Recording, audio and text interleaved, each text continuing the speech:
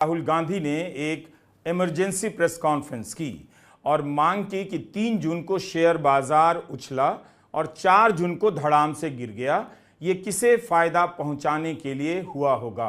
BJP के नेताओं ने कहा कि शेयर बाजार में उछाल आएगा, इस चक्कर में जनता का 30 लाख करोड़ डूब गया। दूसरी तरफ कुछ लोगों को हजारों लाखों करोड़ों का फायदा हुआ होगा।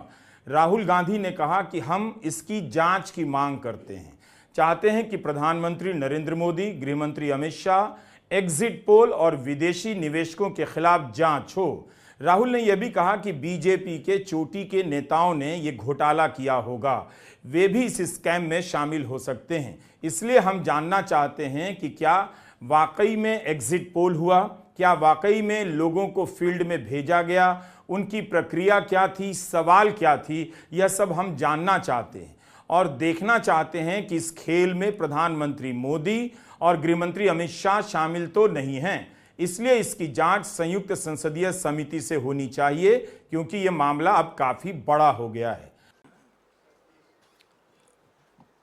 पहली बार हमने नोट किया कि चुनाव के समय प्रधानमंत्री ने, होम मिनिस्टर ने और फाइनेंस मिनिस्टर ने स्टॉक मार्केट पर टिप्पणी दी। प्रधानमंत्री ने 2-3 बार, 4 बार देश को कहा कि स्टॉक मार्केट तेजी से आगे बढ़ने जा रही है। होम मिनिस्टर ने सीधा कहा कि 4 जून को स्टॉक मार्केट आसमान में जाएगी, लोगों को खरीदना चाहिए।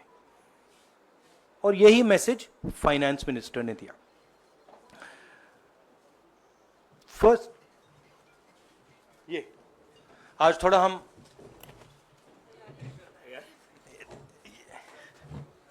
तो ये क्रोनोलॉजी है।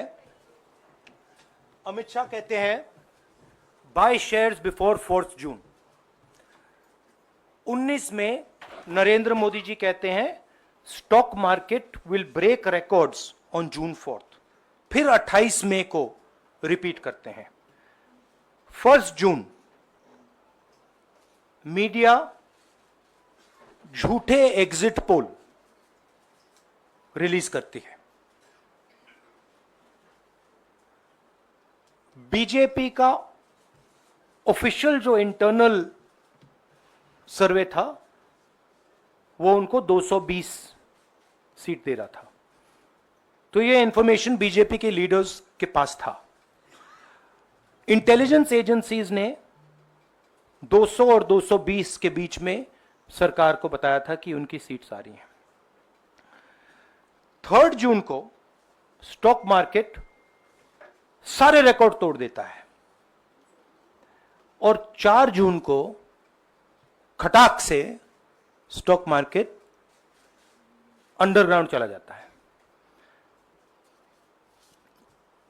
अगला स्लाइड दिखाइए जरा। ये देखिए, 31 मई massive stock activity, more than double what was there on 30th, more than double what was there on 29, 28। ये अनोमली देखिए। ये कौन लोग हैं? ये वो लोग हैं जो जानते हैं कि कोई ना कोई घपला हो रहा है। हजारों करोड़ रुपए यहां पे इन्वेस्ट हुए हैं, फॉरेन इन्वेस्टर्स ने इन्वेस्ट किए हैं। और उसके बाद 30 लाख करोड़ रुपए का लॉस होता है। किसका लॉस होता है? रिटेल इन्वेस्टर्स का लॉस होता है। तो ये जो आप देख रहे हैं, हिंदुस्तान की स्टॉक मार्केट की हिस्ट्री का सबसे बड़ा स्कैम है। और इसके बारे में हम कुछ सवाल पूछना चाहते हैं।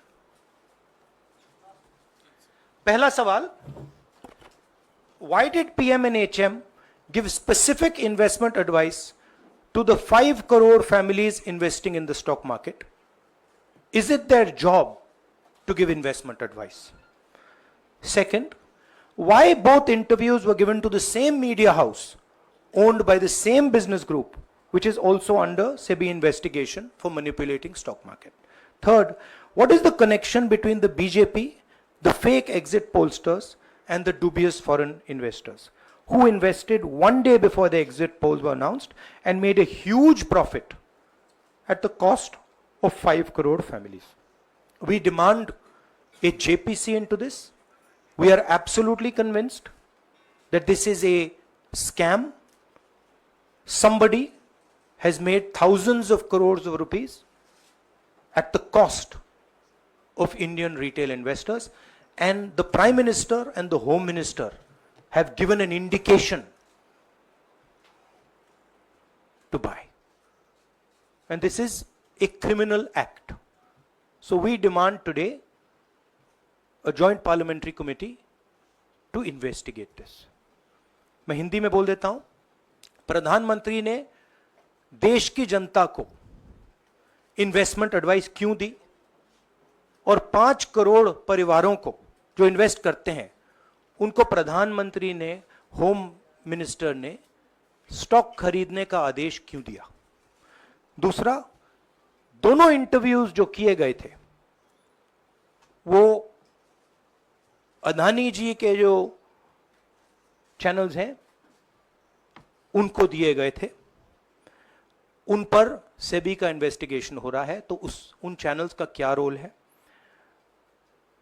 और बीजेपी के बीच में जो फेक एग्जिट पोलस्टर्स हैं और ये जो फॉरेन इन्वेस्टर्स हैं, इनके बीच में क्या कोई रिश्ता है? और अगर रिश्ता है तो क्या है? हम जेपीसी चाहते हैं, हम इन्वेस्टिगेशन चाहते हैं और देश इसकी सच्चाई जानना चाहता है। धन्यवाद। शुक्रिया राहुल जी। साथियों, अभी अभी राहुल जी ने आपको स्पष्ट तरीके से क्रोनोलॉजी समझ लिया है। बार बार गृह मंत्री कहते थे अब क्रोनोलॉजी समझिए। आज राहुल जी ने देश को क्रोनोलॉजी समझाया है। इसके ऊपर अगर आपके सवाल हैं तो एक एक करके आप पूछेगा, एक एक करके पूछेगा। I haven't said the chronology in English, so I'll say the chronology in English. 13th May 2024, the Home Minister says, buy shares before 4th of June. This is a clear indication to retail investors and others to buy stock. 19th May, for the first time, and then repeatedly until the 28th May, the Prime Minister says that the stock market is going to break records on 4th June. Finally, on 1st June, completely fictitious exit polls are released. These investors are given a completely wrong impression. And on the 3rd of June, as we all know, the stock market breaks all records and then crashes on the 4th of June.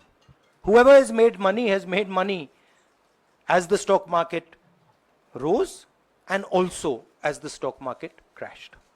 And we are interested in having a joint parliamentary committee, a JPC, to investigate the role of the Prime Minister, the role of the Home Minister, role of BJP members, and also those people who have done these fake exit polls. And finally, we want to understand who are the people, these foreign investors, who did these trades. So we want an investigation for that. शुक्रिया राहुल जी। हाँ संजय। राहुल जी, इससे पहले भी आपने Adani issue पे JPC पिछली लोकसभा में मांग की थी, तो क्या आप चाहेंगे कि ये इशू और हिंडनबर्ग इशू दोनों कंबाइन हो और दोनों की जांच हो? ये जो इशू है, this is a broader issue than just the Adani issue. It is connected to the Adani issue, but this is a much broader issue. This is directly the Prime Minister of India, Home Minister, who are privy to data on actual election results, who have IB reports, who have their own data, who are advising retail investors to buy stock on the floor. This has never happened before. And by the way, the Prime Minister has never commented on stock market before this. This is the first time the Prime Minister has commented, very interestingly, and multiple times, one after the other, saying that stock market is going to boom, stock market is going to boom, stock market is going to boom. And at the same time, he has information that the exit polls are wrong. He has information that he knows what is going to happen because he has IB data and he also has his own party data. हाँ जी रवि। राहुल जी, मेरा सवाल यही है कि जी news ने भी ये सारी चीज बताई है जनता को कि कई चैनलों ने मिलकर ये सब चीज किया है, जिस तरह से एग्जिट पोल करके लोगों को गुमराह किया है, जिस तरह से शेयर बाजार में सारा कुछ हुआ है। जी न्यूज़ ने भी इस मामले को उठाया है और बताया है, और आपके कहने का सीधा अर्थ है कि अडानी को इसका फायदा उठाने के लिए किया गया है? नहीं, मेरा कहने का ये अर्थ है कि उसमें अडानी इन्वॉल्व हो सकता है, मगर ये अडानी से बहुत बड़ी चीज है। इसमें बीजेपी के सबसे बड़े नेताओं ने कहा है, रिटेल इन्वेस्टर्स को मैसेज दिया है कि आपको स्टॉक खरीदना चाहिए। उनके पास इंफॉर्मेशन थी कि एग्जिट पोल्स गलत हैं, उनके पास इंफॉर्मेशन थी कि बीजेपी को फुल मेजॉरिटी नहीं मिलने वाली है, और वो जानते थे 3 जून को और 4 जून को क्या होने वाला है। कितने का 30 लाख, कितना 30 लाख करोड़ का नुकसान हुआ है? कितने का? 30 लाख करोड़ रुपए का नुकसान हुआ है और हजारों लाखों करोड़ रुपए का चुने हुए लोगों को फायदा हुआ है। और हम इंक्वायरी चाहते हैं प्रधानमंत्री पर, होम मिनिस्टर पर, जिन्होंने एग्जिट पोल किया उन पर, और ये जो फॉरेन इन्वेस्टर्स हैं उन पर। हाँ शेमिन।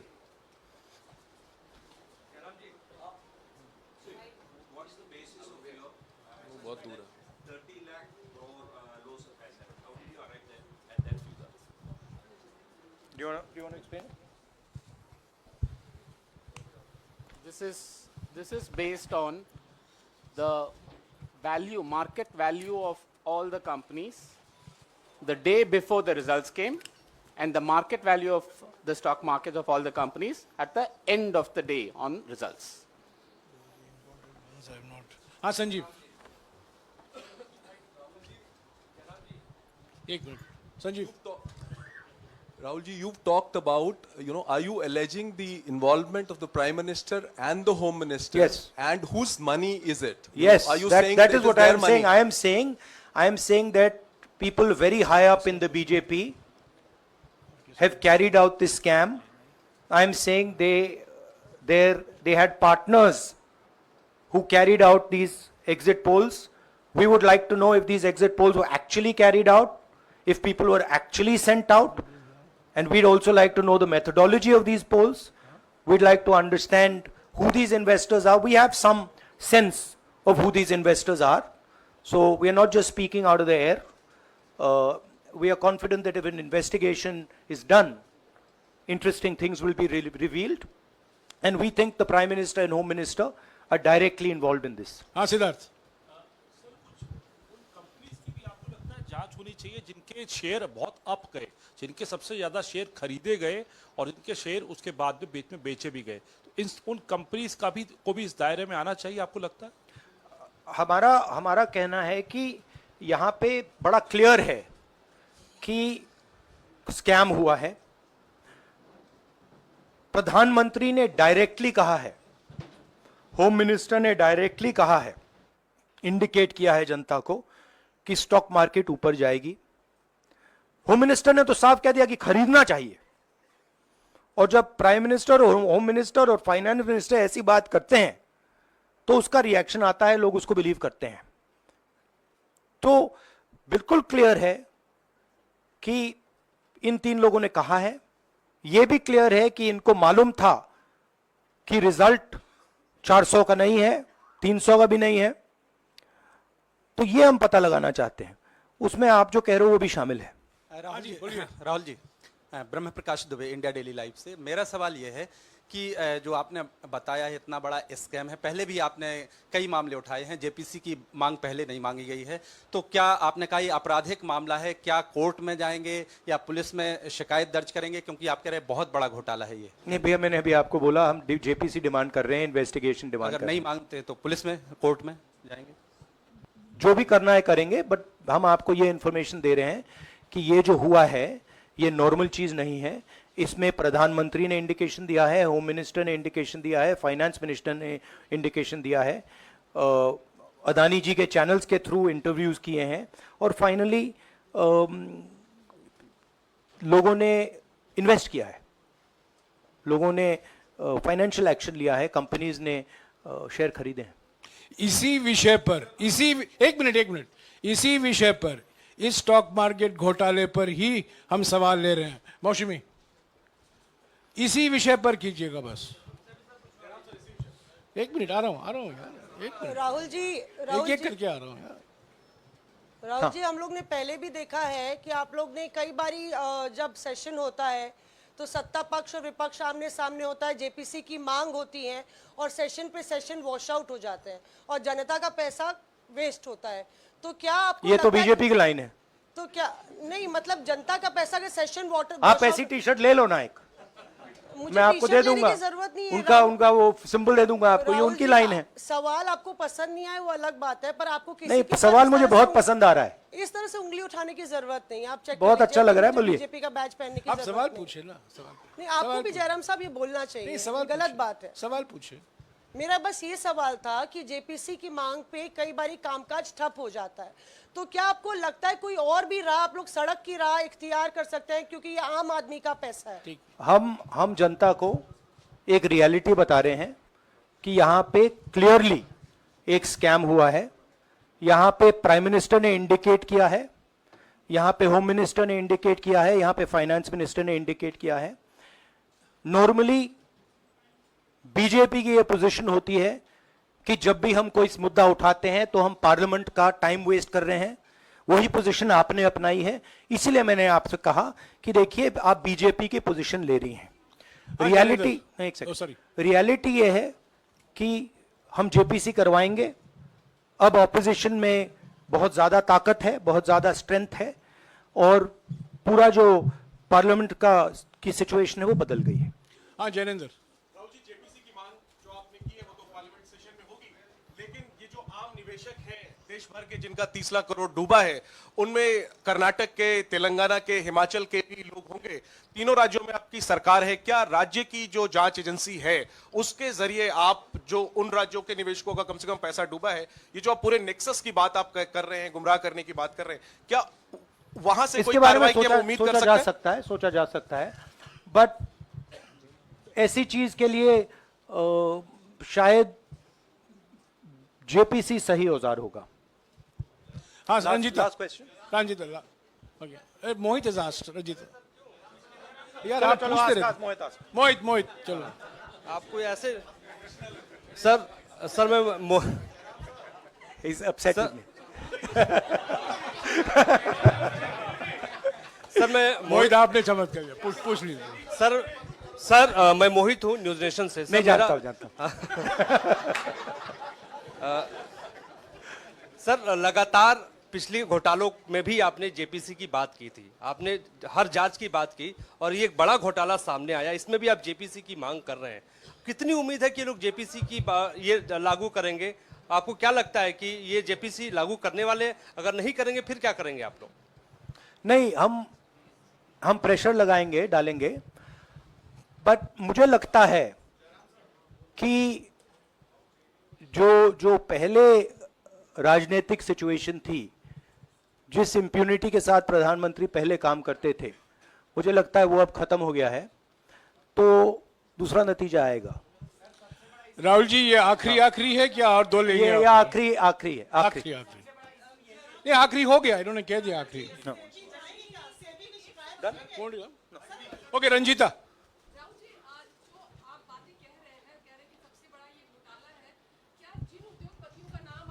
लेते रहे हैं, चुनावी जो रैलियां रही हैं उसमें भी और उसके बाद भी, क्या आप कहना चाहते हैं कि सरकार ने मदद की है उन उद्योगपतियों को और अमीर बनाने में? नहीं, मैं कह रहा हूं, मैं सिर्फ सरकार की बात नहीं कर रहा हूं, मैं दो इंडिविजुअल्स की बात कर रहा हूं। प्रधानमंत्री ने और हिंदुस्तान के सब रिटेल इन्वेस्टर्स जिनको नुकसान हुआ है, मैं आपसे बोल रहा हूं, आपको यह बात समझ आ जाएगी। आपका पैसा गया है, आपकी कमाई गई है, आपको नुकसान हुआ है, और इसमें करोड़ों युवा हैं जो ईमानदार हैं।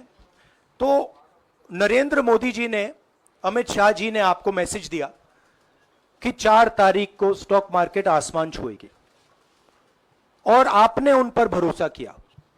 मगर सच्चाई यह थी कि नरेंद्र मोदी को मालूम था कि 4 जून को स्टॉक मार्केट आसमान नहीं छुएगी।